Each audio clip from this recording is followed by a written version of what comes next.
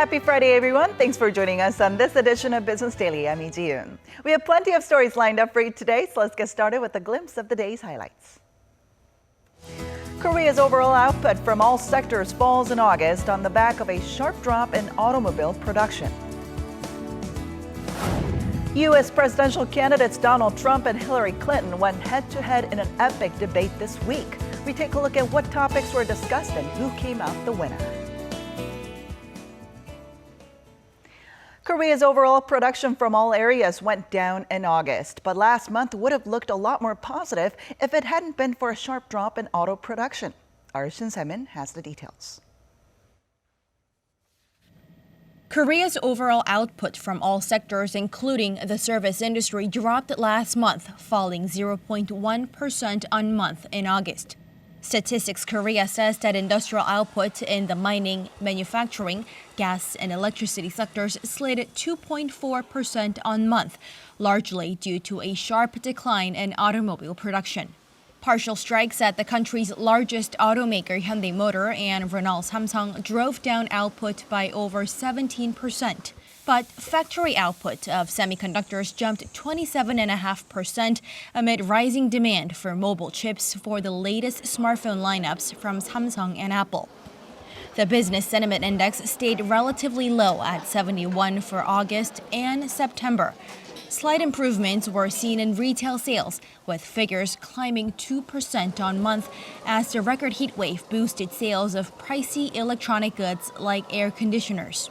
The finance ministry isn't too optimistic about future performance as the country is bogged down by lingering uncertainties at home and abroad. A potential rate hike by the U.S. Federal Reserve, strikes at local automakers, and the newly imposed anti-graft law are all expected to put a dent in production and consumer demand for the foreseeable months. Shin Se-min, Business Daily. Korea's top economic policymaker says the government will announce plans to reform and improve the competitiveness of the country's shipping and shipbuilding industries early next month.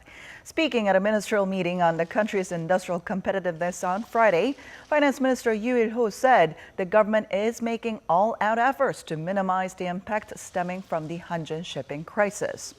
There, he also said related ministries will finalize a blueprint to strengthen Korea's steel and petrochemicals industries for the coming 5 to 10 years. That new guideline, he said, will include development of high-value and lightweight steel products. Following the lead of unionized subway workers here in Seoul, strikers in Busan have also agreed to end their walkout that started on Tuesday. The Busan Subway Union said talks with management will resume on October 6th, but if they fail to reach an agreement, they will go on a second strike at the end of next month.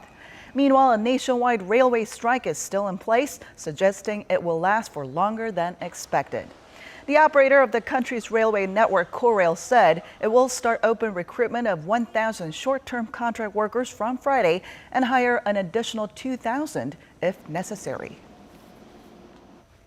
And moving on to markets, to give us a wrap-up of this week's stock market action, we have our Business Daily's markets contributor, Choi Jin-seok, joining us on the phone today. Hello, Jin-seok. Thanks for having me. All right, so as we close the week, how was the last day of trading? I mean, it looks like the market failed to uphold its positive momentum. That's right. On Friday, the Kospi plummeted by 1.2% to close at 2043.63, while the Kosdaq fell by more than 1% to close at 681.21 as well. A number of external factors hurt confidence among foreigners and institutional investors, drawing massive unloads of shares.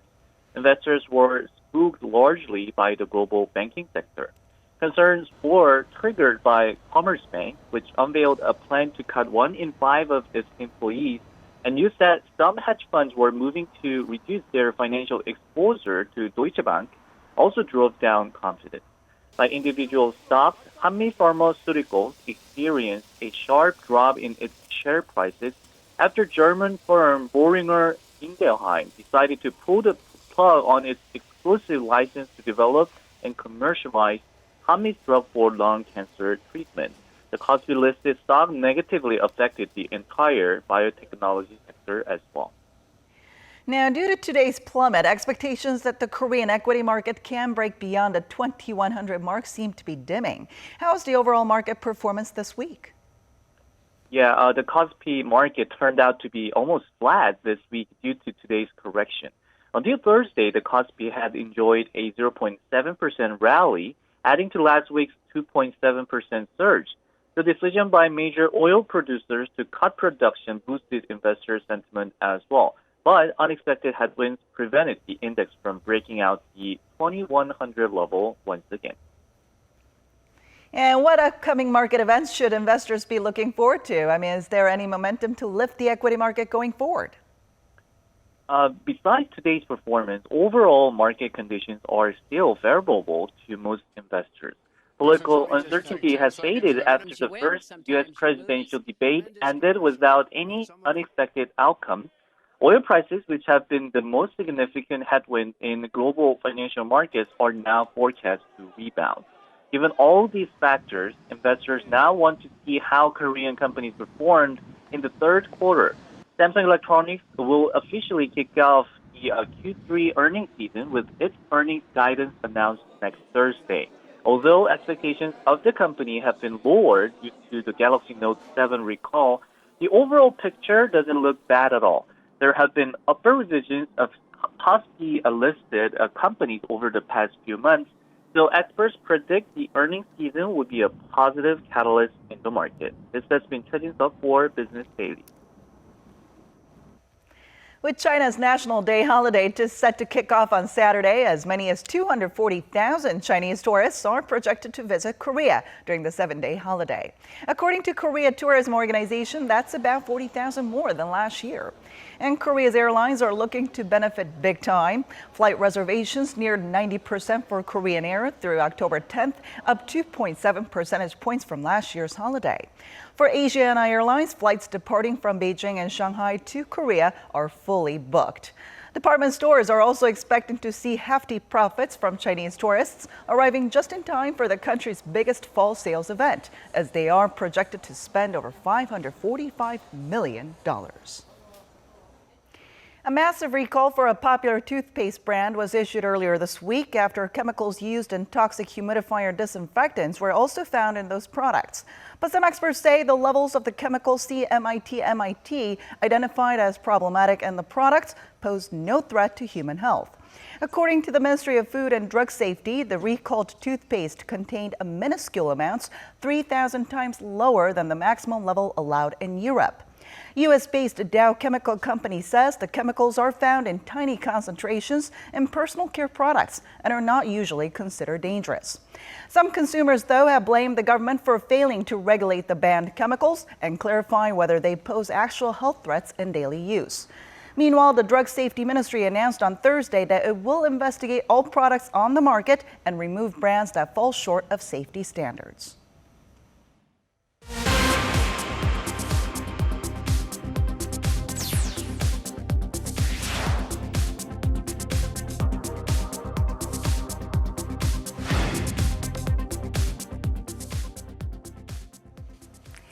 And time now for a look through some notable business stories of the week. And for that, we're now joined by Eunice Kim in the studio. Hello, Eunice. Hello. All right, so on Tuesday, we saw two U.S. presidential candidates face off against each other for the very first time. And of course, this debate was very closely watched, and some say that this was potentially course-changing. Yeah, absolutely. Of course, the polls ahead of the debate were very tight. And now with less than 40 days to go to Election Day, you can bet not just the political camps, but also the world will have their eyes glued to this high-stakes race. Here's a wrap-up of that first debate. It was the face-off of the year. A seasoned politician and debater Hillary Clinton versus lifetime businessman and TV personality Donald Trump. Both vying for the country's top job, they entered ironically in the opposing party's colors. While trying to remain respectful, it didn't take long for the punches to start rolling. The central question in this election is really what kind of country we want to be and what kind of future we'll build together. And the kind of plan that Donald has put forth, I call it trumped up. trickle down, because that's exactly what it would be. In a backhanded compliment, Trump conceded Clinton comes with experience, but that it was, quote, bad experience. You've been doing this for 30 years. Well, he approved 3 million NAFTA. new jobs, He approved a balanced NAFTA, budget, which is the single and worst trade deal ever approved in this country. Incomes went up for everybody. From trade to taxes to foreign policy, the two candidates showed they were worlds apart. Trump's view was dire, that jobs were fleeing the country in droves to Mexico, that China was rebuilding using the U.S. as its piggy bank, going so far as to say Fed Chair Janet Yellen was making political decisions. Clinton cautioned against Trump's, quote, cavalier attitude on nuclear weapons, while keeping her cool even when he said she didn't have the looks or the stamina to be the president of the world's top economy. Mrs. Clinton. Well, I have much better judgment than she does. There's no question about that. I also have a much better temperament than she has. You know, I have a much better. Secretary Clinton. Woo! Okay. Wow, very tense yet very spirited debate indeed. Now, in terms of who won this debate, I guess it depends on who we ask this question. But if you look at global markets, investors seem to view the winner as Hillary Clinton. Right, and that was most poignantly shown perhaps in currency markets as moments after the debate closed, we saw the Japanese yen, a de facto measure of risk, fall, while the Mexican peso, which had been moving inversely to Trump's popularity, it soared. We also saw the Canadian dollar gain. The latter two currencies, Mexico's and Canada's, are watched as proxies of sentiment as both countries stand to potentially lose under a Trump presidency, since the billionaire candidate has promised to renegotiate or scrap NAFTA, which is, of course, that trade deal among their nations. Now, important to note here, there are two more debates to come on October 9th and October 19th before the poll that truly matters, Election Day on November 8th, hits. Now, some view the results of that presidential race as the second greatest risk this year following the Brexit referendum. Right. And there's a lot of concern, particularly with Donald Trump, because he's made some big and some very strange promises sometimes. And at this point, I'm wondering, does a U.S. president have power to make such drastic changes? That's a fair question, and certainly the U.S. president doesn't hold all the powers, but he or she definitely holds a lot that matters.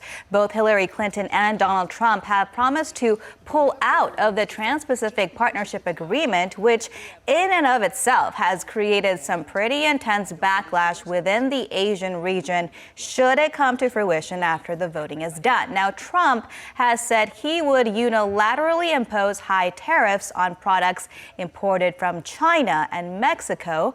And as president of the United States, he certainly would technically have this power, but obviously he would need a very good reason for such a retaliatory move as a member of the World Trade Organization especially. Now, if in an extreme scenario, which we have to consider here, the U.S. moves to leave the WTO, well, that would definitely change things significantly and also leave a lot of room for uncertainty, which we know investors do not love. Not to mention, renegotiating trade rules is not a walk in the park. Right, it's definitely not, and certainly this is a tough task that the United Kingdom has ahead of it, years of negotiations with EU nations following its June referendum.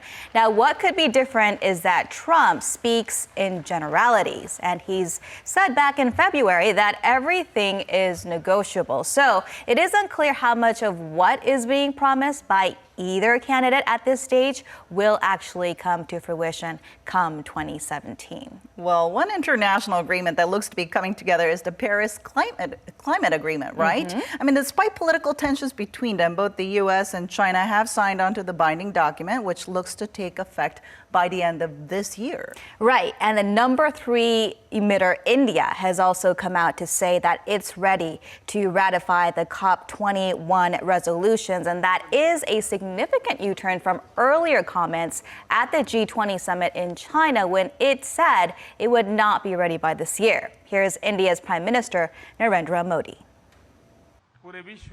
I want to announce to the world that on October 2nd, a week later, on the birth anniversary of Mahatma Gandhi, India will ratify the COP21 resolutions on climate because Gandhi's life had the smallest carbon footprint. And there you heard it. October 2nd is this coming Sunday, meaningful because it's the birthday of independence fighter and nonviolence proponent Mahatma Gandhi. Now, at the National Council meeting earlier this week, Prime Minister Modi added that even if temperatures rise by a couple degrees, all coastal regions will be affected. In fact, the UN's weather agency has already said 2016 is on course to be the hottest year on record.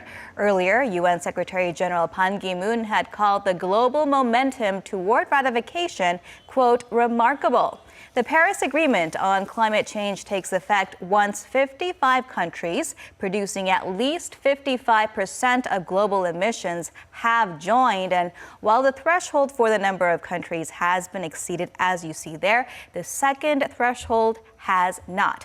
But it is expected to be reached by the end of this year, which, if it happens, experts say even a Trump presidency would not be able to upend it, at least not in the first term. Well, I think much cooperation is needed when it always comes to global warming and climate change. So this is good to hear. Absolutely. Thank you so much for coming in today. My pleasure.